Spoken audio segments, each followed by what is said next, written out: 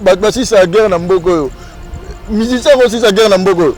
Batmasi sa so lingi mutasi sa guerre. Luka ba militaire parce que guerre c'est les mamans minduki. Luka ba militaire, on veut pas s'attaquer à ba militaire. Ba militaire mais aussi sa guerre. Voilà. Les gens mututé que les musiciens, les professeurs universitaires aussi sa guerre ndeni. Artiste ça on ne peut pas beta ba masasi. Les militaires té. Est-ce que les grands pas les militaires? Asa militaire, asa musicien. Asa musicien, ça na silisa. Moni bobo la gisaba tout qui combattait en plus qui combattait au salamabe et bandaki awa ils avaient un objectif moko plutôt régime en place régime en place long alternance salama. Bravo à toi Fally Ipupa. Nayana lobabu sentiment nini o Koffi Olomide azanango présentement na mwana naye atomboli drapeau ya mboka. Le drapeau a été flotté, n'est-ce pas? Les grands mon pas au botali na statue naye à Tchango. Talaka degré amour hein. Voilà. Statue les grands mots pas. À tiens déjà statue. À Tchango donc a commis vraiment Fally au sommet du monde. Totalement s'il vous plaît là monsieur Bakasokosi, ngana zotanga ngo c'est Koffi Olomide qui a écrit na statue naye Fally Ipupa au sommet du monde. Au sommet du monde. Donc voilà. Bravo à Koffi Olomide, bravo, félicitations, merci. Donc ça dit quoi, moni ezaki honneur. Moni ti ba fallait beti concert, beti na ba appui à artiste et tout. Pour ne dire pas que quand les grands pas salaki appui naie, président Weranson na mona ga salaki héritier Watanabe salaki fait rigola na moni salaki ba salaki belé donc ba Jibin Piana ba Wazé quoi Félix Wazé quoi donc en fait ba musicien bazali na posa en fait combat ezalaki sous teke soki ndenge ezalaki batika bato pas s'exprimer likambo nini yango parce que tous les musiciens perdaient na makambo wana kaka ba musicien tena culture mboka na biso ezalaki na se donc omona ke ba musicien omona natalaka ba nani masala na toleta na musique te nana nini na ba commentaire à bato mais na Congo nini simbaka par la musique yebisanga nini simbaka bale tokenda wapi. C'est que musique faut musique les grands mots pas cogner donc ça dit musique comme je simba. Donc je signale à tout le monde les Koffiettes par-ci par-là dans le monde entier. Les amoureux de la bonne musique. Oui. Bientôt les grands mots pas va frapper les patrons de la musique congolaise. Oui. Les plus forts de toute génération. Donc à frapper U Arena. Oui. Bientôt 42 000 places. Oui. Assis, nous avons débordé. Nous avons fait 84 000. Donc blague écoute tout. C'est là, je dis, c'est ce qu'on a la complication.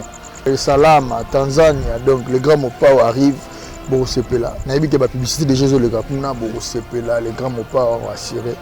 Donc, Binotou, tout c'est là, bon la musique, mon le lot na Pygmalion, Tchatcho urbaine, monde entier na Bisio, Mike Lokamba, blague exacte, monde entier, tout le monde au rythme de Tchatcho urbaine. Le monde les grands Mopao à Sala Tchatcho.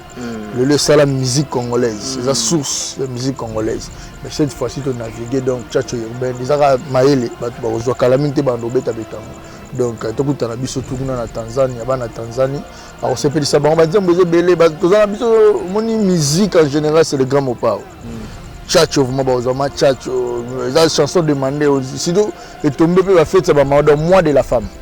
Ah, bazana chance. Il y a un monaki, non, le grand parce que le concert a été déjà programmé. Oui. Les grands m'ont pas au monaki à la vidéo, alors bah dit non, showbiz bonaboya, c'est donc ma maman vraiment à Congo.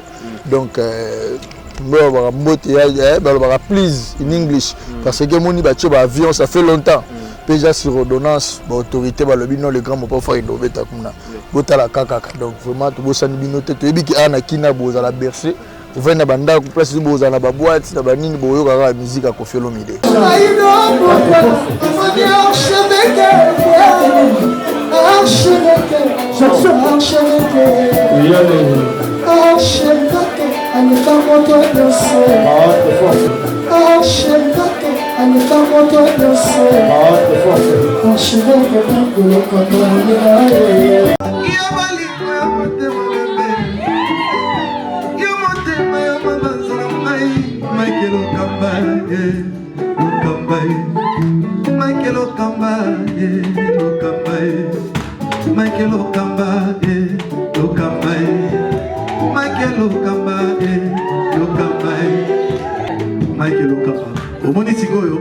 L'artiste, c'est l'improvisation.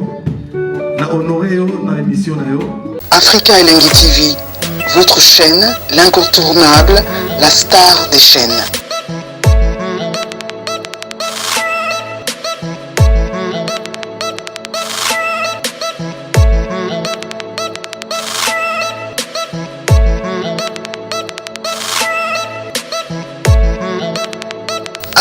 Africa Elengi TV, la magie de l'info.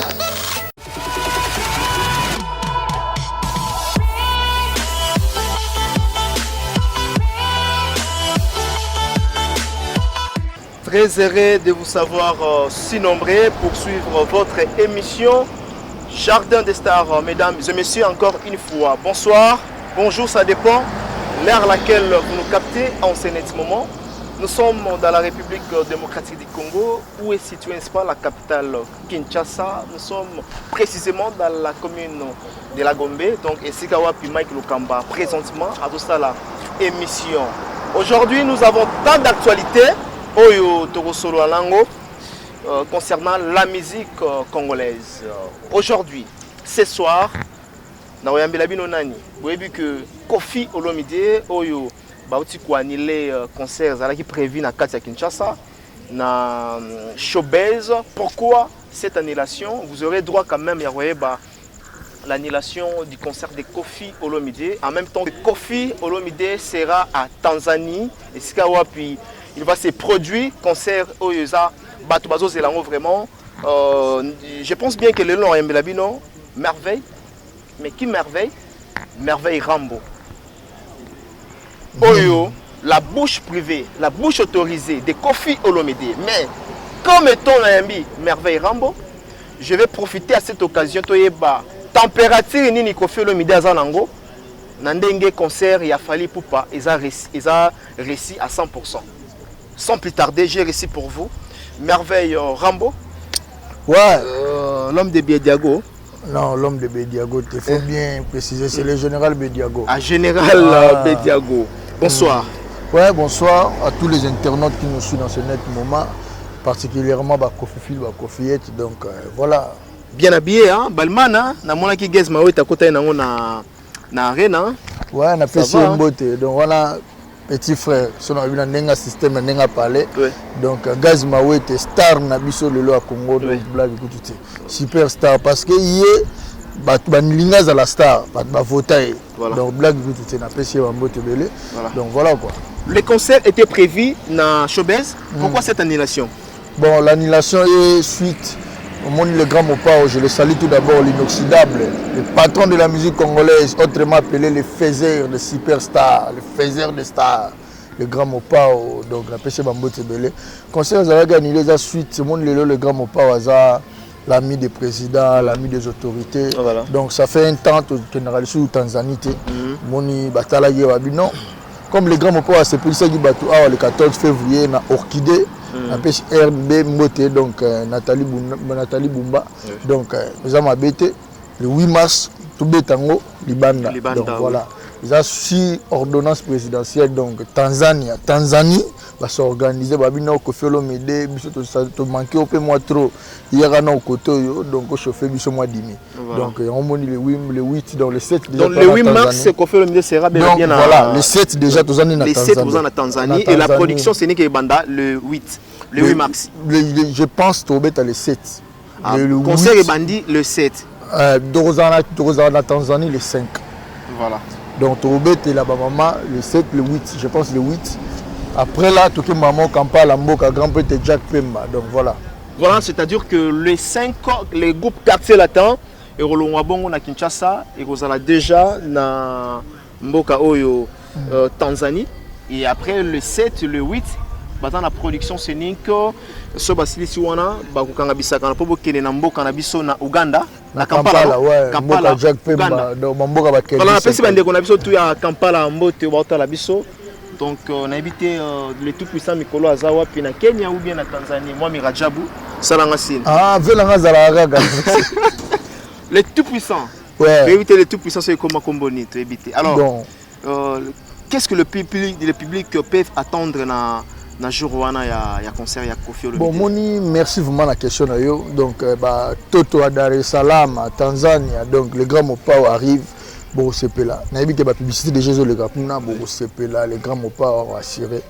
Donc bino tout vos elaye bon la musique mon lelo to komi na Pygmalion Tchatcho urbaine monde entier na yebi yo Mike Lokamba blague ezate monde entier tout le monde au rythme de Tchatcho urbaine. Mon le grand Mopao sala Tchatcho le sala musique congolaise c'est la source de musique congolaise mais cette fois-ci tu naviguer donc Tchatcho urbaine izaka maele ba ozwa kalaminte bando beta betango.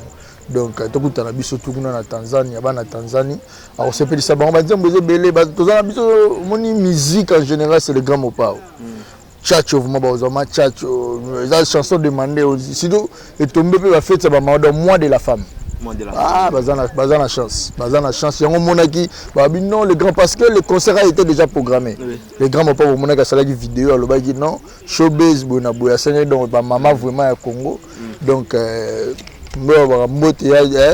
please in English parce que moni batie ba avion ça fait longtemps déjà sur ordonnance ba autorité ba lobi non le grand Mopao fa innover ta kuna botala kaka donc vraiment to bosani binote to yebi ki ana kina boza la bercer vous venez banda ku place boza na ba boîte na ba nini boyo kaka musique à Koffi Olomide donc rien à dire toyo kaka musique à Koffi Olomide mais aujourd'hui quelle est la température ya ba single au Koffi Olomide zo bimisa apparemment les autres sont vraiment chancité et fan na mitu abatu nzembe robima pas eleki nzembe bimi eleki les autres appellent chancité ya ko se stabiliser c'est dit à quoi Merveille Rambo bon moni eza lobité ils tenté le grand Mopao ba parce que nous les a périodique non le grand Mopao a un succès mon incontemporainement donc ça dit de génération en génération.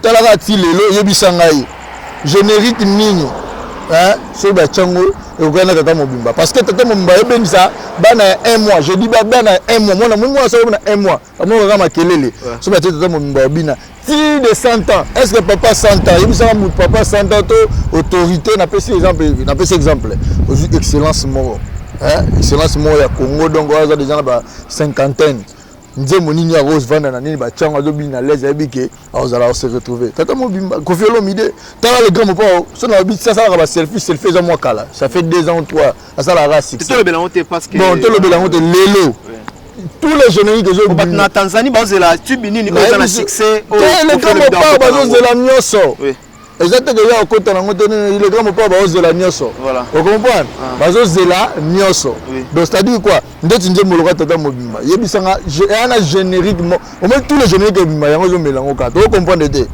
donc c'est à dire quoi le grand Mopao a musicien à succès donc on a rectifié place le lobby là faut rectifier pour ya za muta banini te ndenge za la série te ya ça la succès de temps en temps le Pygmalion je t'aime je t'aimerai je t'aime je t'aimerai la personne honorable Dimitri Bayendisa pour être sincère na bateau partout par-ci par là so qui na ba boîte tout je te dis lelo na comprendre te na kutana confrère na yo Tony Koko ayambinga lobinanga kunto alabinanga non merci Koffi Olomide merci ma Koffi Olomide Tchatcho urbaine ba donc so tali Pygmalion conscience na les témoins et la meilleure chanson donc le grand Mopao a bossé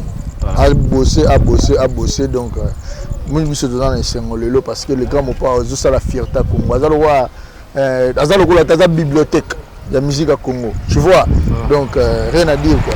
Voilà, nous continuons toujours cette émission. Nous sommes dans la ville province de Kinshasa avec Merveille Rambo, les combattants. Le vrai combattant de vrais soldats.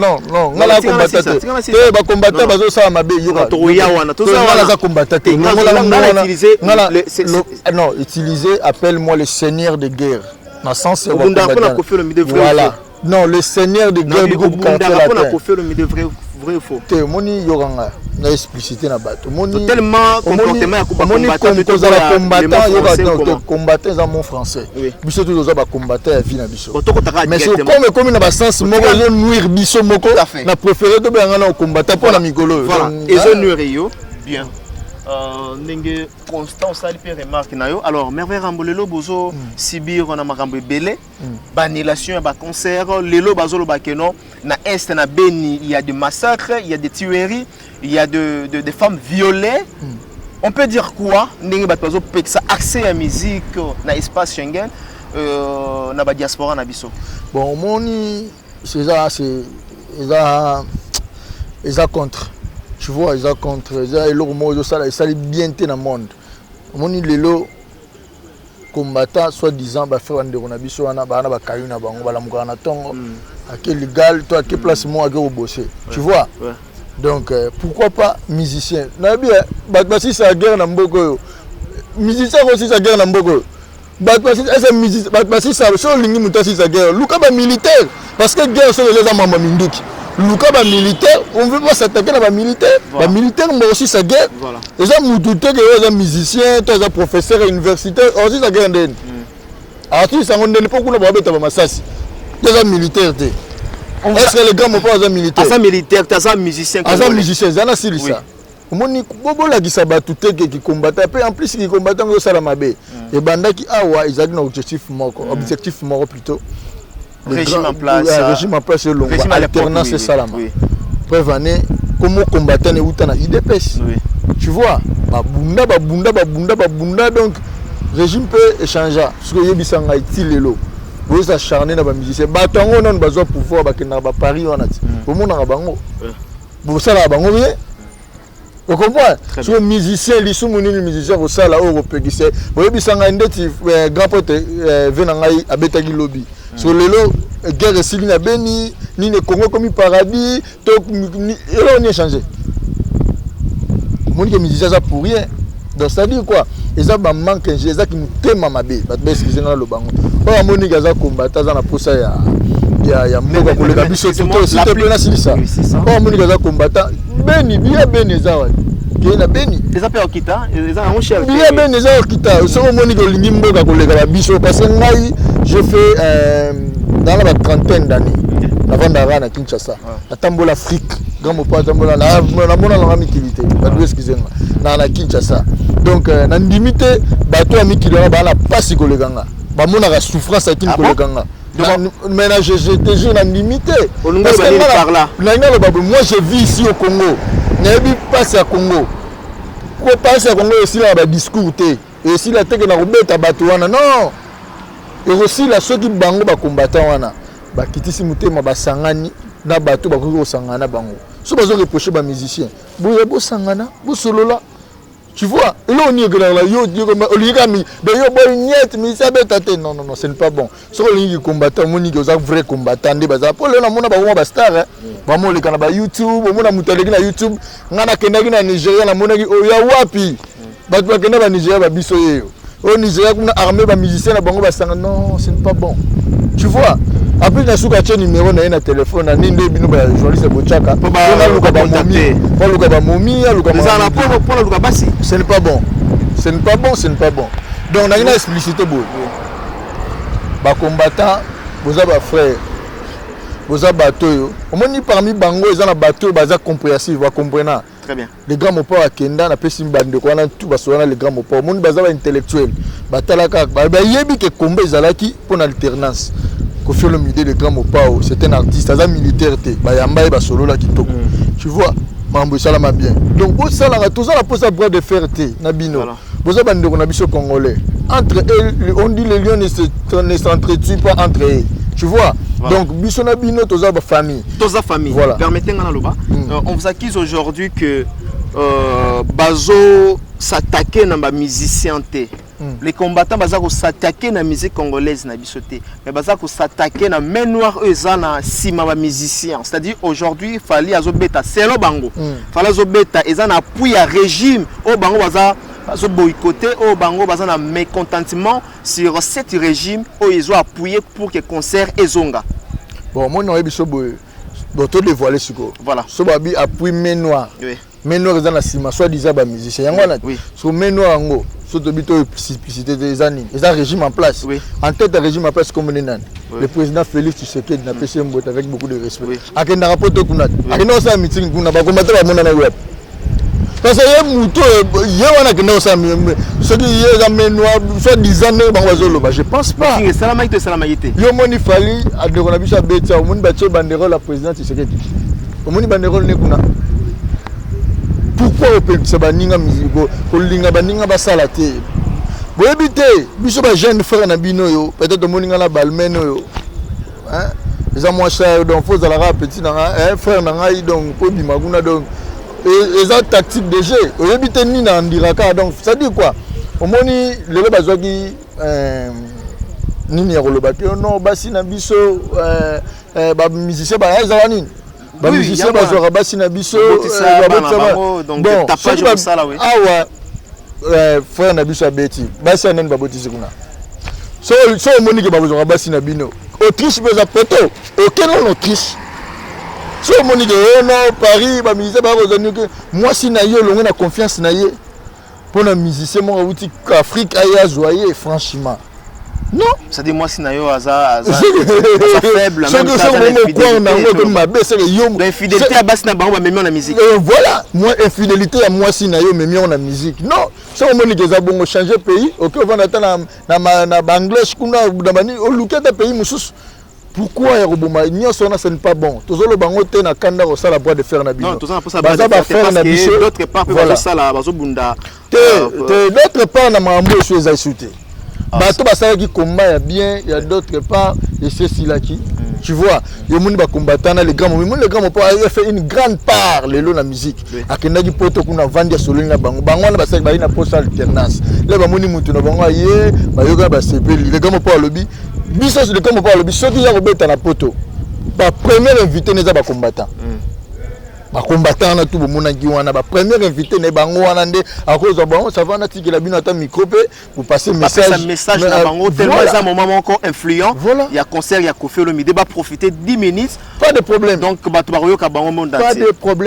pas de problème les a manière mon pacifique on peut dire aujourd'hui comme Fally n'est-ce pas à Longi à Kobeta concert on peut dire aujourd'hui que concert na poto ezongi après Fally. Bon, mon concert zone parce que les gens on a eu marre. On a eu des gens ont eu très marre. Il y a Rozanga ba concert. On moni que l'air na moni à Mati, bon moni salle ndenge yindi tondi. Voilà. On ça dit quoi? Ça dit Batu, bazana posa musique nzala. Batu tout mutu tout comme ça oyo lingio zala. Non, mutu na ba opinion na e. Tu vois, vous comme c'est très rêvé. Donc ça la plupart bateau basara ba dégâts, on les a bateau ba tchara ba te ba tchara comment système a tenu nanda kunae. Azomitala. Bon, on a lobby boye ni donc ma solo le taso banana ngo ba pesa bino ba solo bon biso zaka na kinawa. Ngala congolais né à Kinshasa et anti-gang. Donc ça dit quoi? Na botama na mama yemo congolais anti-gang donc kinois donc na ebikini bien. Donc ça va poser un combat. Il y a qu'à billet, tu fous de la billet, ok, au bout de ça, on a béni. Si on nous reproche, la guerre, la bande, ce sont des militaires. Qui dans la guerre, pour guerre, c'est une licence. C'est ça, ça va poser un bitumba. Il y a guerre. Contacter les militaires, la rawa, ok, tu as béni, contacter les musiciens, les innocents. Ah, fallait à Betty. Abomi Cop na bango. Abomi Cop na bango. La lutte continue. Les bango bazolo ba. Voilà, la lutte continue. Boti comme juste beta na bino. Bosa la lutte na bino ne bo message na koloba. Mutu moko ta koloba. Bana lelo. Koleka na YouTube te. Kosala non. On a très marre. On a très marre. Ba Congolais bazali na posa musique. Na moni manzala. On moni lelo Fally. Après 11 ans. Il y a côté concert na poto hein donc ba congolais vraiment bazali na nzala oui bazali na nzala au monde lelo abeti na soutien ya congolais artistes musiciens tout pe ya congolais tout tout monde qui déjà merci à Koffi Olomide on a soutien au apportant qui pas ya moi na ye artistique tout monde quand même ndenge appuyer qui puis encourager qui batuba qui na ko soutenir Fally pour voilà les grands pas à Salaga aujourd'hui c'est fait c'est réalisé rêve il a fallu lelo et c'est réalisé lelo Fally a la son rêve était pas bêta sur le premier congolais musicien congolais non rêve kaka ya faté na explicité place là na idée rêve il y a congolais tout tu vois il y a congolais tout au azana conscience ayebike musicien azane simple mutoyo a salaka moyena au foutier ezala na bien il a pris exemple moko so que na salon na poto hein est-ce ba combattant bo ça déjà salon na bino moka bino mbokota non oyo kati suke fouti mbongo ko faire aza ya combattant aza munenge ko faire do ça musane za ndenge mon artiste ezande mon artiste na ngala lobani parlant d'une manière générale ba musicien tout bazan na posa concert ezonga également a Fally pour pas parce que c'est lui qui a commencé le projet à Beta na salle Arena, Accor Arena. Et tout le rêve est anine. L'air aux un projet, aux un rêve. L'air s'est réalisé et ça se réinvité. Donc, à Fali Poupa, ce n'est plus les rêves, c'est vraiment réalisé à Fali. Bravo à toi, Fali Poupa. N'ayana le babou. Sentiment ni au Koffi Olomide, Azanango, présentement, na moi naye a tomboli drapeau et mboka. Le drapeau a été flotté, n'est-ce pas? Les grands mots pas au botali na statine à Tchango. Talara degré amour. La statue les grands mots pas. À tiens déjà statue. À Tchango donc a commis vraiment Fali au sommet du monde. Totalement s'il vous plaît là monsieur Bakasokosi, ngana zotanga ngo c'est Koffi Olomide qui a écrit na statue naye Fali Poupa au sommet du monde. Au sommet du monde. Donc voilà. Bravo à Koffi Olomide, bravo, félicitations, merci. Donc ça dit quoi, moni ezaki honneur. Moni ti ba fallait beti concert, beti na ba appui ya ba artiste et tout. Pour ne dire pas que car les grands mots pas sala ki appui naye, président Weranson na mona ga sala ki héritier Watanabe sala ki fait rigola na moni sala ki ba sala ki belé. Donc ba Jibin Piana ba Wazé quoi Félix Wazé quoi. Donc en fait ba musicien bazali na posa en fait comment ils allaient se soutenir que ceux qui nous allaient dire batika pas s'exprimer il comment on parce que tous les musiciens perdaient na Mambouana quand les musiciens ont une culture en boka na biso donc au moins que ba musicien on a tala ba nani massa na to beta na musiqueité nana nini na ba commentaire ba toi mais na Congo ni ne simba pas la musique yebisanga ni ne simba bale to kenda wapi. Ce que musique faut les gars me pas connaître donc ça dit musique comme de simba na so talire ya ngomoni ba musicien na ebaraté balango nini ni na ba musicien plateforme de ministre de la culture on comprend surtout des départements artistiques bon c'est pas on a biso ba comédien ba artiste comédien to bossa na bango te to tambola de père donc de pouvoir soutenir en makasi parce que ba musicien il se bat. Il se bat au monde à salir makamune au monde aucun franc à Senyata na nino à se bundi à luki ba producteur à salir makamune pour na honneur à Congo donc quelque part bande ko ngai tout à l'heure siko ba Congo siko musique e beti ba kufi yoki combattant ni kuna o alimwe to a relier ici soutenir non bazaka envie sur yebisangai au monde que ezaka pour rien bolinga ki en fait mon combattant a rôle bas individu mais batu bazali na posa ko ya conseil de notre lobby muto aza na posa ya ndenge le gamo pa lobaki okoma no pe ko vanu atana beni okolongo ke d'Autriche so monique ba musicien ba ça musicien za mutu oyo nzamba sali lokola yo donc quand même faut considération belé donc voilà. Alors les quartiers latins en général ambiance on a boy ambiance comment Fali a sali fierté à Koffi Olomide après 10 ans au Koffi a même kaïba beta na Bercy hein ex Bercy aujourd'hui Accor Hotel Arena après 10 ans au Koffi a même Fali Poupa na 2000 je crois. Donc moni bon la fierté abiso trouver la Sandra Kazadi à la PC Mbo TV Sandra benganga en direct lobby à partir ba 21h30 abira mbota la ngwa na bitefe na kotana na otala abinanga na nesengo makasi avenanga Sandra na PC Mbo.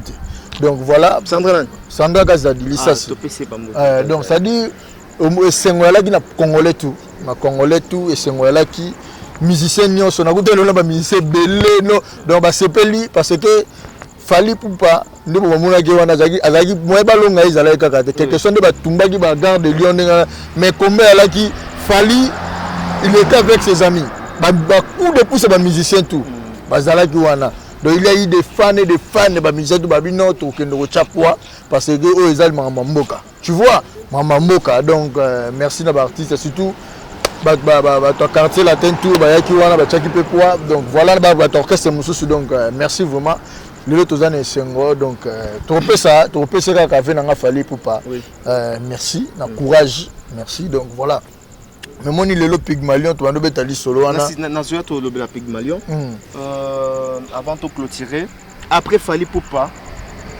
il se pourrait que les seconds abeta na Osekani. Hein?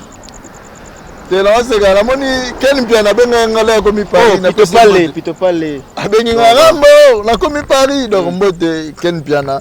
Bon, merci, félicitations ba bien bien na moni pe masala nga Frank Stema ya komela ngai la ko. Oh, Stema voilà. Made in Paris. Oui. Voilà, merci. Donc merci à Papi Mboza Monzali PM Fondation depuis Afrique du Sud, Topesio Bambote.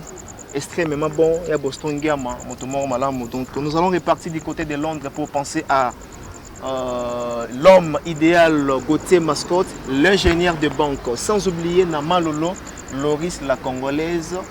Un coucou à toi Christelle Blanchot, la taille électrique, et à Kinshasa, nous pensons également à Willy Moucheni, le véritable corps d'Yamboka, qui nous suit depuis Kinshasa, à Talaki, image au travers, il y a les médias, il y a Fali Poupa, bien sûr, il y a concert, il y a New Arena.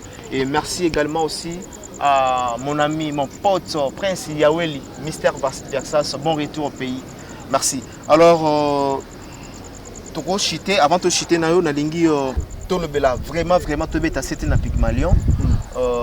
Oui, quoi ajouter nini na Pygmalion parce que quand même il faudrait tout reconnaître. To pesi Mama Wiva mbote. Mama Rifa na Londres. Parce que Rami Baloedi. Voilà, il dit Mama Wiva. Voilà. Mais bisous à Mama Rifa. Mama Rifa na Londres to pesi vraiment bambote et au baza toujours proche. Il y a quartier latin, ça la biso très bien. Voilà les Seigneur. Voilà. Côté pays Italie à Bondé, on a côté Italie à groupe. Parce que température à groupe tout à Zoé Bayango tout le température à Pygmalion on a c'est comment aujourd'hui parce que quand même bateau c'est perdant. Ouais bateau c'est perdant. On moni les grands mopao les faiseurs du bon boulot, les faiseurs des stars, les faiseurs de tout donc Pygmalion lelo ils a félicité merci Kofi Olomide. Ba fanatique naé donc honorable Dimitri Bayendisa donc à sepeli na ngoma. Kofi pourquoi Alex Armaïel na banzembo na ba clip to y baraté c'est quoi? Et ça reste style bengi rumba urbaine comment? Tchacho urbaine? Non, ils ont Alexa tout monde muto alinga perfectionnalisme, alinga qui professionnalisme en plus. Bat baro qui baro le baro na banenge na bango donc ils ko linga musala. Moi le grand pas sala, moi la game tema muna yenyo so bogi na kata musala donc ça dit et voilà le travail bien fait. Tu vois? Ça la boulot bien donc Pygmalion. Allez sur YouTube, iTunes, vous cliquez, donc vous recevez là, vraiment vous recevez là. Donc merci coup de chapeau, on a des fans, tout il y a grand mot pas, on va faire la vidéo. Les gens vont dédier, on a Dimitri Bayendisa. Voilà, Dimitri Bayendisa. Honorable, il y a point noir. Après donc voilà quoi. Le bon concert, tout si c'était un biso concert, ils ont prévu dans le 7, le 5, le 7, le 8, le 8 mars. C'est comment? Les 5 déjà, si Dieu veut lever tout ça. Nous sommes en Tanzanie, Toto à Dar es Salaam, les grands Mopao, honorable Cindy Leker, ainsi les quartiers latin au grand complet arrivent. Donc Baroya, on va s'appeler Sabino, à la Tanzanie, Mobimba. Cindy Peroya, à mon écala. Mais quartier latin au grand complet, Baroya, donc Azala déjà. C'est moi Kala quoi. Donc en fait, les grands Mopao, les Banda, ils ont été invités dans Union européenne, donc tant qu'au sommité de la musique congolaise, le plus fort de comment la musique congolaise. Comment il se comporte, Cindy Leker? Très à l'aise, en mode préparation album. Il y a beaucoup bientôt là, album par au sein du groupe Quartier Latin, les grands Mopao. Produit par la belle Kofi Central. La belle Kofi Central, oui. Donc par les grands Mopao. Donc ça dit quoi? Les grands Mopao, après ça qui chance. Honorable ça la single au le latika ba nzembo le roi ba mulunge ba nzembo belé donc il y a encore plus de chance cette fois-ci tellement demande déjà sur ma carte après ces chances album donc album au sein du groupe Quartier Latin donc l'artiste est bien encadré donc dans l'encadrement les grands nzembo yo ba musicien ba joie dia ba jeep donc dans un jour ba benga biso to kita Montfleury de filmer ba mituka oyo ba musicien ya Quartier Latin ba joie ba jeep ba voiture. C'est comment Banzembo ngo ebimi ou bien ekobima kaka? Te Banzembo bientôt là ekobima nango donc ezaka ke légende non ba topé ba yembela pété ba ko bela msupe ba ko kufa te Nzembo za œuvre d'esprit et kufa et dérangeant kufi na ye donc Nzembo ebima ça c'est tout ça va de Banzembo ba musu ba daya déjà Nzembo musu ba musu ba boka na Banzembo ba kampa déjà donc Nzembo beta kaka donc c'est-à-dire eza tout ça la mambu na précédé toujours attend pour tout ça la bongo au moins est bien donc les grands Mopao azana concentration aussi cet album légende après légende donc ba ozona bango banzembo na biso wana bato baza makalme ba osepela banzembo loka ba Pygmalion j'insiste déjà ba hymne national donc rien à dire frère Nangai donc on a pesi bato tout balinga les grands pas mbote mais bientôt là You Arena hein bientôt You Arena le banc avec force il a des mystiques bientôt dini tout le banc encore bientôt You Arena c'est ça message oui donc je signale à tout le monde les cofillettes, par-ci par-là dans le monde entier. Les amoureux de la bonne musique. Oui. Bientôt le grand Mopao va frapper. Les patrons de la musique congolaise. Oui. Les plus forts de toute génération. Donc à frapper You Arena. Oui. Bientôt 42 000 places. Oui. Assis. Nous sommes débordés. Nous sommes 84 000. Donc blague écoute tout est. Batoubo c'est là. Je dis c'est ce qu'on a la complication.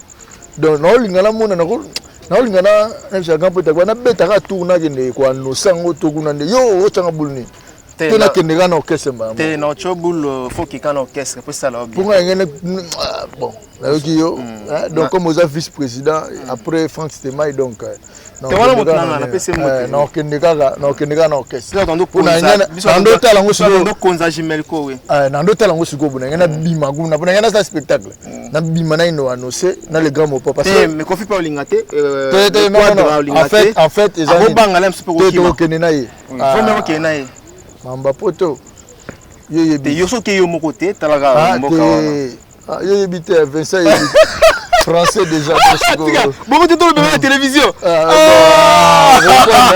donc ça dit quoi le grand Mopao le grand Mopao linga ça la jemo boy to bima kuna bon ngala ici le grand Mopao a de la gala en orchestre on betara donc voilà ça dit GDG donc You Arena arrive bien le grand Mopao azozela ba producteur ba annoncer date on peut ces dates à annoncer donc dès que les grands Mopao annoncé après biso te yolo ba date non ils en ils en fixé déjà fixé maintenant ils en publié officiellement nanté officiellement très bien dit officiellement nanté publié donc voilà ba base à la calme to se peut ça battu na monde ba vena nga ba kaya musha na Afrique d'ici South Africa to pese mbote kuna pe bazanga kofi malgré toya bientôt là toya hein pese blo la ngimbote na pese l'américain perdu au Congo na pese na nisusu batuni ba représenter masala nga Freddy Akimbe aidenga na mambo Freddy na pese na nisumbote nani Nana Boduga ser na Boduga toleni na pese mbote na pese sunani Edi Badiata vena nga na pese mbote na pese sunani journaliste to pesi batutu en fait donc batnyoso na pese bino ba mbote donc le général Bediago l'homme de or diamant ni tozali donc voilà quoi retrouvons-nous tous Ika de Yang to pesi ba mbote Ika de Yang wana mutu na biso le grand Mopao otimbeli ba faire na banane kala mutu no mo ndo bwa wana na kata na bwa kinda mutu mo ndo pesa ba mbote belebo nga bato bana bon donc na pesi mbote nga na bwaka bato pesi mbote jamais mutakatana basomela okaro mutombo ayete ingratitude basomela okaro na misu nanga ba pesa mbongo na misu nanga bon moninga so someli nga kar lelo peut-être na pesi mbote comment nani s'il vous plaît mutabora basomela nga le grand Mopao na pesi mbote le grand Mopao na yo misa mbongo muto mais le grand Mopao mutasomela ba kar nani somela nga bon, t'es mon isigo, t'es explicité bateau, t'es Mike Lokamba, s'il te plaît, explicité bateau, t'es Yokanga, explicité bateau, t'es fort rectifié. Moi, je suis très reconnaissant. Faut expliciter bateau. Ngai naza muano yo, basomela bakara taba 5 personnes. Wallahi billahi yo za témoin. De basé belé. Mais le grand Mopao, j'ai fait à peu près 10 ans auprès du groupe du quartier latin au sein du le grand Mopao a le seul patron dans le bango. Oyo asombela na habité sur basalama dans la musique à Congo porte-parole na zo bakar plus de 4 fois alobi onga na zala kombo na ina yem tabata record kombo na ina siko deux fois na venanga moko ya kala na pese mbote grand prêtre de prêtre allez-y comprendre quelque chose voilà. Kombo vraiment bon tellement abosani kombo na pese batutu balinganga masa nanga Mathias aotala ngai na Paris na pese mbote belé batutu balinganga le grand Mopao que vive la paix. C'est le Congo qui gagne. C'est le Congo qui gagne. Deux fois que tu t'es ressenti. Très bloqué. Deux fois combattant au lien très bloqué. Voilà, merci. Nous sommes arrivés à la fin. Merci. na bandeko nyonso tout. Merci na merveille Rambo. Merci Nazaki na Inter. Merci. Namando da même muké donc oyozwinga to sala mo émission. Merci beaucoup mon frère Mike Lokamba. L'homme à Vuitton. Donc très bien quoi. Merci l'homme à Dolce Gabbana. À Balmain, ça c'est Dolce Balmain. Très bien. Merci. On va ébélé na Paris. Ayo.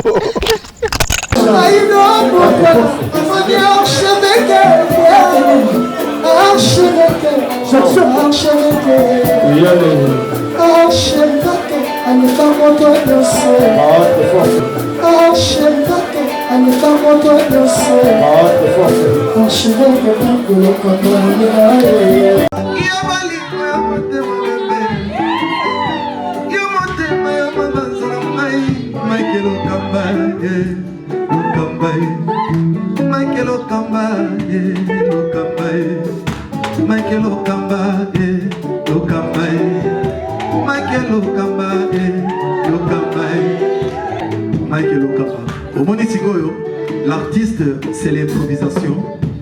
Na honoré na émission na yo. Africa Elengi TV, votre chaîne, l'incontournable, la star des chaînes.